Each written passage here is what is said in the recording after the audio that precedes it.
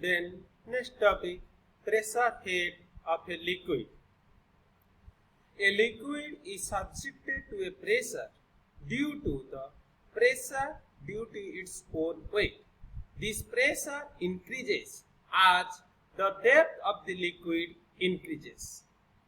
Let W is the specific weight of the liquid.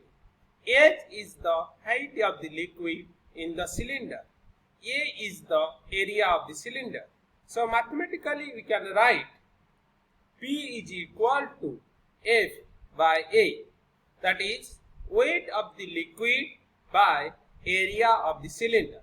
The weight of the liquid, that is W into A into H by area of the cylinder, that is A. So A is cancelled, we got W into H. W is the specific weight, that is rho into G. So finally P is equal to rho GH. So here if you take a bottle of water, so the density of the water is always constant, and that is 1000 kg per meter cube, and G, that is 9.81, that is also constant, but the H, that is the depth of the water, is varied. So if you vary the depth of the water, the pressure is also varied. So at the bottom of the water bottle, you will get more pressure than the surface of the water, because of the bottom of the water having more H value than the surface of the water. So the pressure at any point in a liquid is proportional to the depth. Let's come to some example.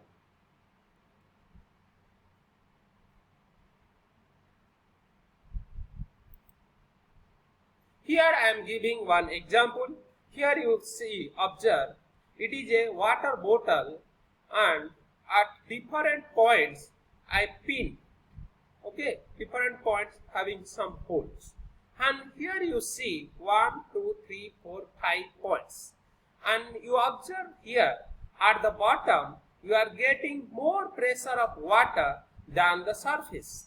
Here you get more pressure because of here the H value is more. That's why here pressure is more.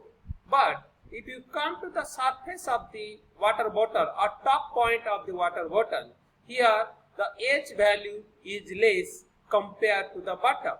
For that reason, here pressure is less. That's why here you are getting jet of water, and here you are getting very less pressure of water.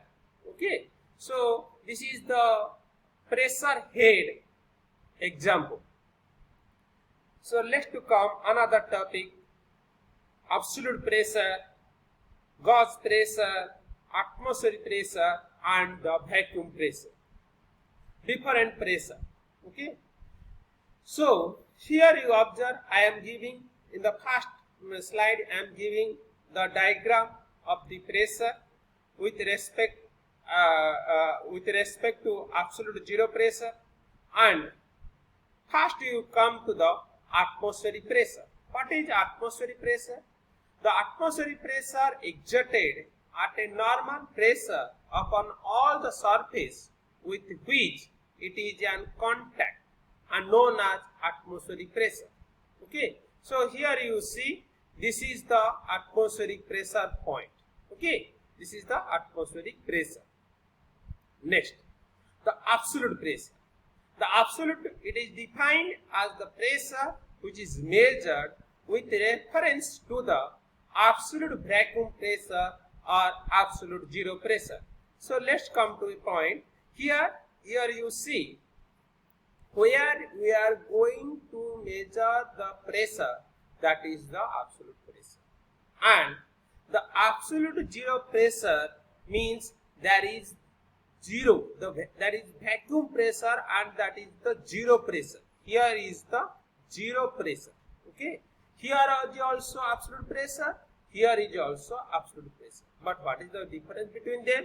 Here is the absolute pressure is the gauge pressure above the atmospheric pressure, and here is the absolute pressure is the vacuum pressure, negative pressure. But what is the reference point? the common point is the absolute zero pressure. So the absolute zero pressure always measure from the absolute zero pressure. Again I am telling, the absolute zero pressure always reference to the absolute zero pressure. Okay, this is the reference line. Then coming to the gauge pressure. What is gauge pressure? It is defined as the pressure which is measured with the help of a pressure measuring instrument in which the atmospheric pressure is taken as a datum line or reference line. The atmospheric pressure on the scale is marked as 0. So the P gauge is equal to the P absolute minus P atmospheric. Let's come to figure. Generally, you are telling the gauge pressure means the above atmospheric pressure. Above atmospheric pressure is the gauge pressure. Okay. So the when you are this is the absolute pressure. Okay. This is the absolute pressure, means the reference point is the absolute zero pressure, and here is the atmospheric pressure. So if you differentiate the absolute pressure minus gauge pressure, then you will get the absolute pressure minus atmospheric pressure, then you will get the gauge pressure, means above atmospheric pressure. Okay, this is the always positive. Then we will come to the vacuum pressure. The vacuum pressure is defined as the pressure below atmospheric pressure. So the vacuum pressure is equal to atmospheric pressure minus the absolute pressure. So how to calculate? Here you see the vacuum pressure means below atmospheric pressure. Here is the atmospheric pressure line, and this is the below atmospheric pressure, that is the point B. So how to calculate this vacuum pressure? Here is the atmospheric pressure minus this absolute pressure. This is atmospheric pressure minus this absolute pressure. Then we will get the vacuum pressure. The vacuum pressure always negative because of this is below atmospheric. Let's come to pressure measuring instrument. Now you know the different pressure. Okay, gauge pressure, that is the above atmospheric pressure. Vacuum pressure, which is the below atmospheric pressure. Okay, so let's come to how to calculate the pressure. Here you are calculating the pressure by some instrument. So the pressure of a fluid is measured by following device, that is the manometer. The second one is the mechanical gauge. What is manometer?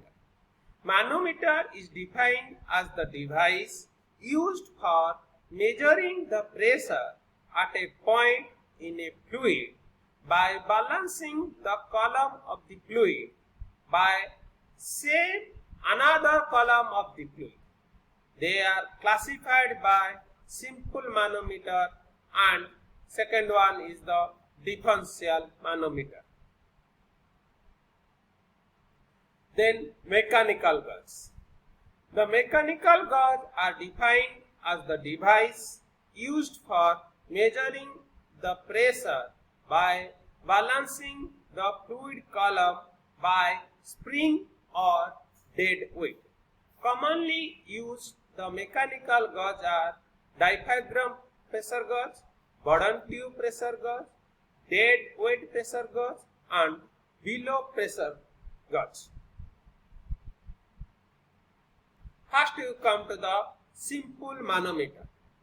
The simple manometer of a glass tube having one of its end connected to a point where pressure is to measure. Another end remains open to the atmosphere.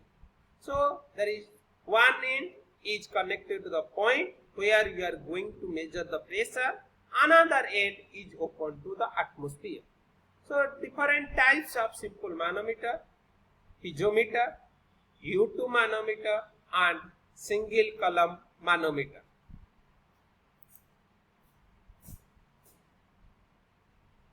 कौन गला